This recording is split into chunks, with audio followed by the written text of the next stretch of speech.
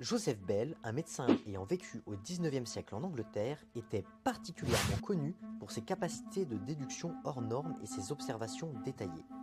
Un jour, un patient se présente. Alors que Bell ne le connaît pas, il prédit instantanément que le jeune homme est un ex-militaire qui a rejoint la vie civile depuis peu.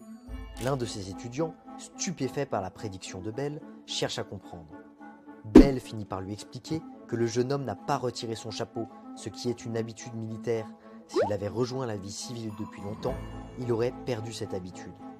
Admiratif, l'étudiant, qui se nommait Arthur Conan Doyle, s'inspire de son professeur pour créer le mythique Sherlock Holmes que l'on connaît tous. Si Sherlock Holmes fascine autant dans la pop culture, c'est car ses capacités de déduction sont à la limite du surnaturel, mais toujours dans un cadre quasi rationnel. Sherlock nous donne l'impression que n'importe qui peut faire comme lui grâce à du travail et de l'intelligence. Et l'exemple de Bell nous rappelle que l'excellence est atteignable.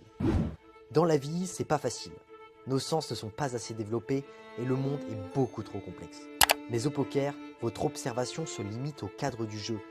Et exploiter parfaitement les informations recueillies chez tes adversaires devient possible. Tu vas apprendre quelques tips, rendez-vous en partie 2.